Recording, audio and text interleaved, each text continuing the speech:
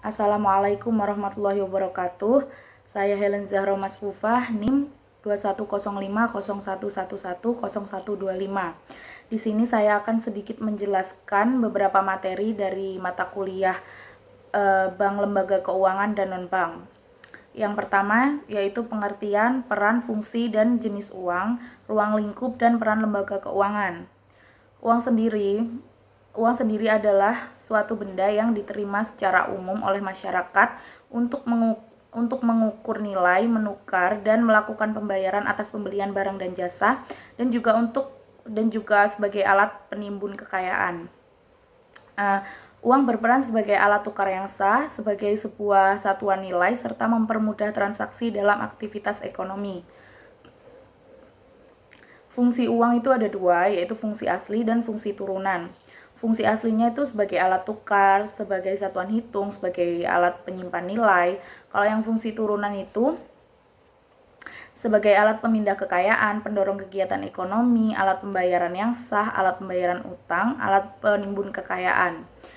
Jenis uang itu ada dua, yaitu uang kartal dan uang kiral. Uang kartal itu seperti uang kertas, uang logam. Kalau yang uang kiral itu seperti cek, biliet giro, dan telegraphic transfer. Ruang lingkup lembaga keuangan yaitu lembaga keuangan bank dan non-bank. Lembaga keuangan bank itu bank sentral, bank umum, bank perkreditan rakyat. Bank sentral itu seperti Bank Indonesia. Kalau yang bank umum itu seperti BRI, BNI, Mandiri, BCA gitu. Kalau yang non bank itu seperti Pegadaian, Bursa Efek, Koperasi Simpan Pinjam, dan lain-lain. Nah, peran lembaga keuangan itu menghimpun dan menyalurkan dana masyarakat, pengalihan aset, likuiditas, relokasi pendapatan, dan transaksi. Yang kedua, yaitu Bank Indonesia atau Bank Sentral. Nah, Bank Indonesia itu adalah bank sentralnya Indonesia. Tugas Bank Indonesia itu menjaga kestabilan nilai rupiah terhadap barang dan jasa, menjaga kestabilan nilai rupiah terhadap mata uang negara lain, membuat dan mengawasi regulasi untuk semua bank yang ada di Indonesia, melakukan penelitian dan juga pemantauan, menyimpan uang kas negara, dan memberikan bantuan kepada bank-bank di Indonesia yang mengalami krisis. Bank Indonesia juga berwenang melaksanakan dan memberikan persetujuan dan izin penyelenggaraan jasa sistem pembayaran, mewajibkan penyelenggaraan jasa sistem pembayaran untuk menyampaikan laporan tentang kegiatannya, dan menetapkan penggunaan alat pembayaran. Yang ketiga, bank umum konvensional. Nah, menurut OJK, bank konvensional adalah bank yang menjalankan kegiatan usaha secara konvensional. Kegiatan bank konvensional itu menerima dana dari masyarakat berupa tabungan, giro, dan deposito. Menyalurkan kembali yang diterima dari masyarakat itu dalam bentuk pinjaman atau kredit. Kalau bunga dalam bank konvensional itu bunga tabungan dan deposito, yaitu bunga yang diberikan atas penyimpanan dana yang diberikan masyarakat, dihitung berdasarkan tingkat suku bunga yang ditetapkan oleh bank konvensional, dan pembayaran dilakukan nasabah tiap bulan. Kalau yang kedua itu bunga pinjaman, yaitu bunga yang diberikan atas pemberian pinjaman atau kredit, dihitung berdasarkan tingkat suku bunga yang ditetapkan oleh bank konvensional dan berdasarkan pokok pinjaman, dan pembayaran dilakukan bersamaan dengan pembayaran cicilan pokok pinjaman.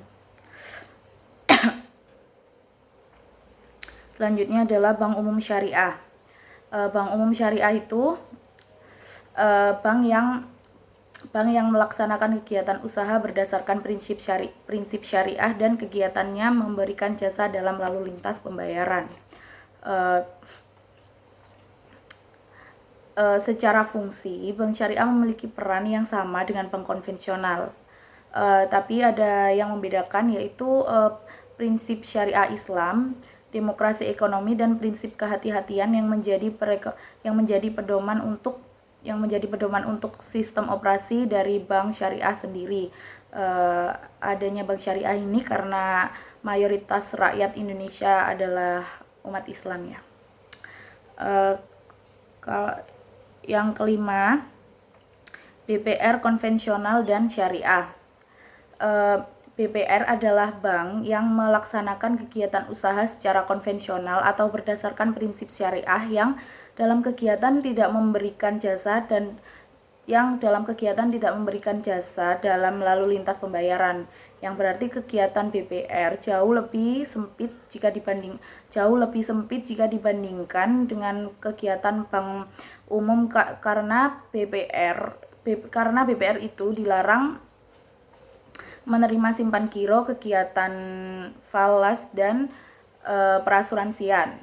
Nah, kegiatan utama BPR itu menyalurkan kredit kepada masyarakat, pengusaha mikro, kecil, dan menengah, terus sebagai lembaga simpanan yang terpercaya dan dengan pelayanan dan persyaratan cepat dan sederhana. Nah, fungsi dan tugas BPR yang pertama adalah menerima dana dari masyarakat dalam bentuk tabungan dan deposito berjangka, memberikan kredit, menyediakan pembiayaan bagi nasabah, menempatkan dananya yang dalam bentuk SPI, sertifikat deposito, dan pada bank lain. Kegiatan usaha bank pembiayaan rakyat syariah yaitu yang pertama, menghimpun dana dari masyarakat, menyalurkan dana kepada masyarakat, menempatkan dana pada bank syariah lain, dan menempatkan dana pada bank syariah lain dalam bentuk titipan berdasarkan akad wadiah atau investasi berdasarkan akad mudharabah dan akad lain yang tidak bertentangan dengan prinsip syariah. Selanjutnya, memindahkan uang baik untuk kepentingan sendiri maupun untuk kepentingan nasabah melalui rekening bank pembiayaan rakyat syariah yang ada di bank umum syariah.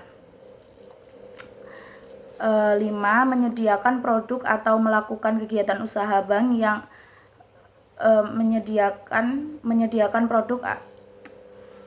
yang kelima, menyediakan produk atau melakukan kegiatan usaha bank syariah lainnya yang sesuai dengan prinsip syariah berdasarkan persetujuan Bank Indonesia. Baik, terima kasih. Wassalamualaikum warahmatullahi wabarakatuh.